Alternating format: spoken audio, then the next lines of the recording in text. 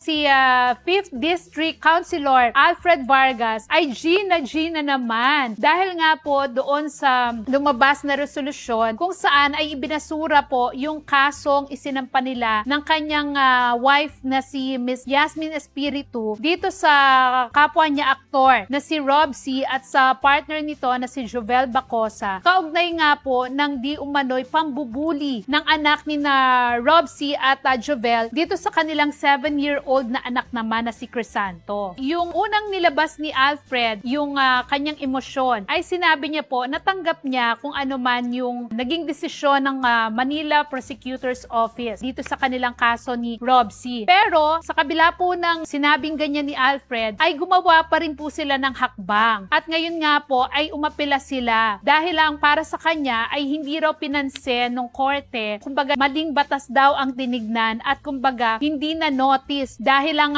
pinagbasihan lang daw ay yung tungkol sa bullying. Pero yung protection para sa kabataan na inaasahan niya nga para sa kanyang anak na di umano ay parang dumaan sa depression, sa anxiety at nagkaroon ng psychological effect sa kanyang 7-year-old na anak ay hindi raw yun nakita ng korte. Kahit pa nagkaroon din naman daw ng mga witnesses na iniharap niya para doon sa kaso. At eto nga, basahin natin yung ibang portion nung sinasabi po ni Alfred Vargas. The Vargas couple added that the resolution disregarded eyewitness testimonies, reports, and professional psychiatric findings. The pieces of evidence submitted showed that the bullying incident triggered fear, emotional distress, humiliation, and psychological harm doon sa kanilang anak. It also highlighted the failure of C and Bacosa to take reasonable, corrective, and preventive action despite warning and repeated reminders. Kumbaga, sinabi ng kampo ni na Alfred na naging pabaya di umano sina Rob C. at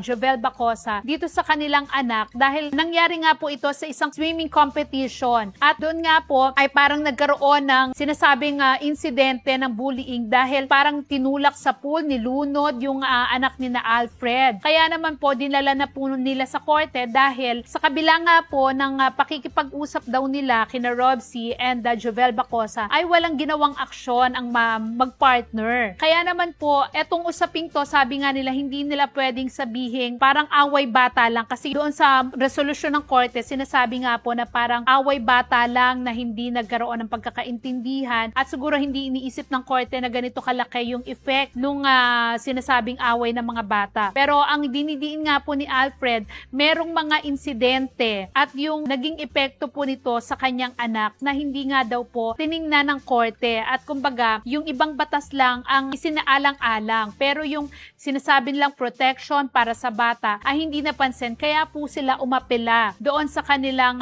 pagkakaso.